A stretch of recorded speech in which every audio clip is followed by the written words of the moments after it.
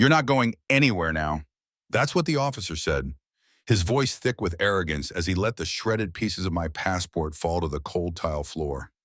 The sound of paper tearing had been louder than the chaos outside that room, louder than the rolling luggage and boarding announcements.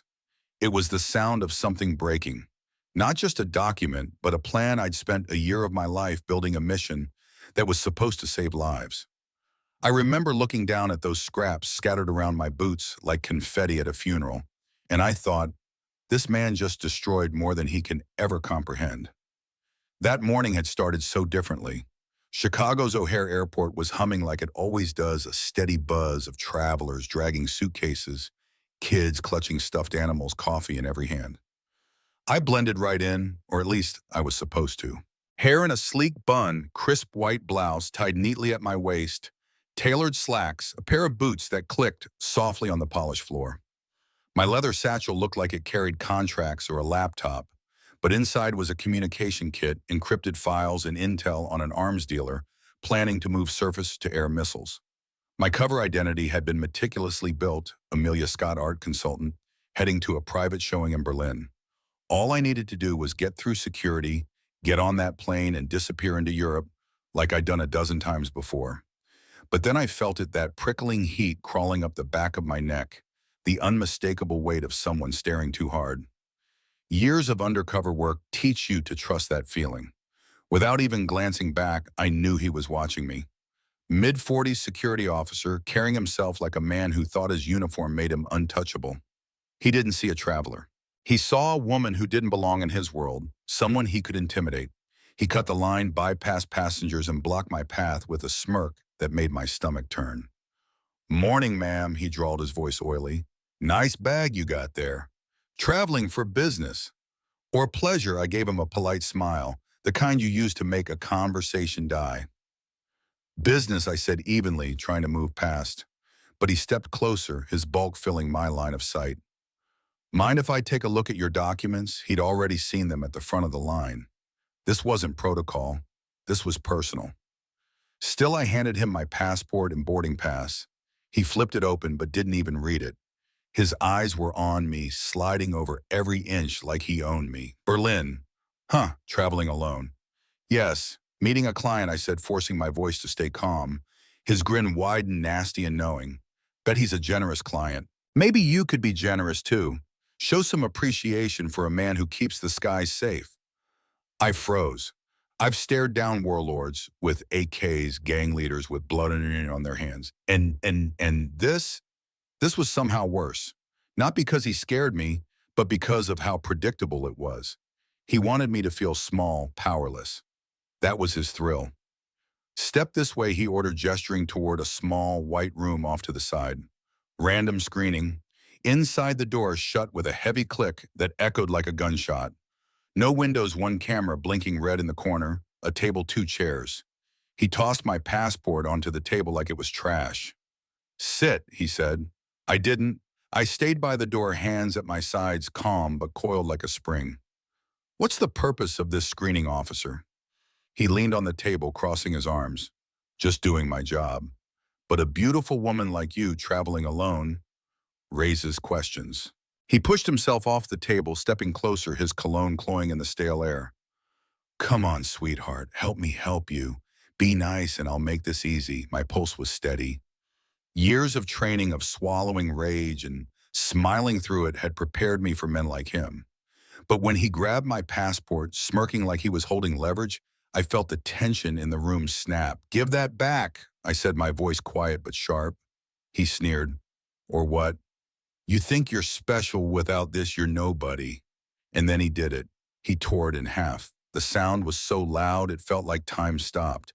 He ripped it again and again until the pieces floated down around my boots. "There's your passport," he said, breathing hard, eyes shining with ugly satisfaction. "Looks like you're not going in anywhere. Guess it's just you and me now." I looked at him, really looked, and something inside me shifted.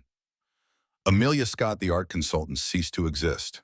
What stood in that room was Special Agent Naomi Brooks, 12 years in federal counterterrorism, a woman who had stared down killers, infiltrated cartels, and dismantled terror cells brick by brick.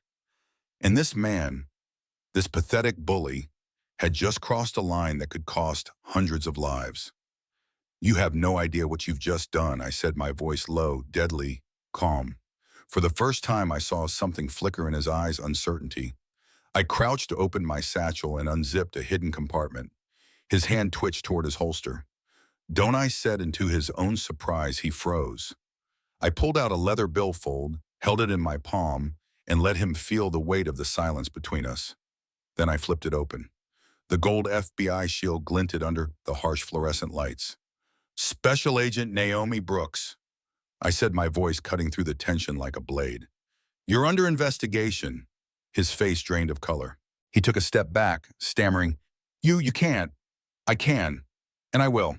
I pulled out my phone, hit a single number on speed dial. "Brooks here. Mission compromised. Send containment to Security Room 3. I want the Port Authority chief down here now."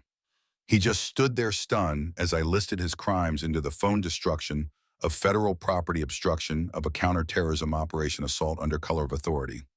The words hung heavy in the sterile air. He had no comeback. The door burst open minutes later, 2 officers storming in, guns drawn. Behind them was Chief Daniel Harper, a towering man with a reputation for zero tolerance.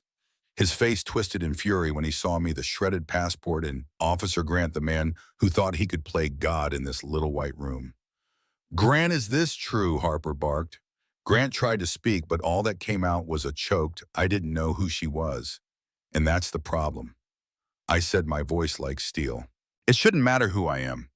Grant was cuffed right there, his hands shaking so hard the cuffs clinked against each other. They marched him past a wall of travelers, craning their necks, whispering, phones held high, to record the once cocky officer being dragged away like a criminal. His face was gray hollow. He looked like a man watching his own life burn down in front of him. Meanwhile, I was already on the phone with DC, rerouting everything. "Get me a diplomatic passport, a jet on standby. We don't have time to rebuild cover identities." Volkov's not expecting Amelia Scott's face, only her name and a code phrase. I can still salvage this. 6 hours later, while Grant sat in a holding cell, stripped of his badge and gun, I was wheels up on a government jet, Berlin-bound. We got Volkov. We seized every missile. No civilians died because of him or because of Grant's arrogance. Grant wasn't so lucky. The evidence was overwhelming: my testimony, video footage, audio recordings. 8 years and 5 months in a federal prison. No pension, no uniform, no power. Just a cautionary tale. But there was no satisfaction for me in seeing him fall. As the jet lifted off that night, the Chicago skyline fading into a sea of lights, all I felt was exhaustion. I'd spent a year building that cover, a year of living in someone else's skin, and it had all crumbled because of one man's prejudice and entitlement. And I knew there were more like him, men who'd never faced consequences because their victims didn't carry a badge. I thought about every time I'd been followed in a store, pulled over for no reason, questioned it like I didn't belong. About the faces of women I'd seen in interrogation rooms, too afraid to speak because they knew no one would believe them. Grant was just one of many. When I got back stateside, people called me a hero. Headlines praised the operation, celebrated the arrests. But that's not the story that stuck with me. What haunted me wasn't bringing down an arms dealer. It was watching that smug grin melt off Grant's face when he realized the woman he tried to humiliate held more power than he could imagine. Because for every Naomi Brooks, there are thousands of women who don't get that moment, whose stories never make it past that white room. So now I'm asking you, how do we fix this? How do we hold people like him accountable? Not just when they pick the wrong target, but every time they abuse their badge. Have you ever witnessed someone in power overstep thinking they were untouchable? I want to hear your stories, your thoughts, your anger.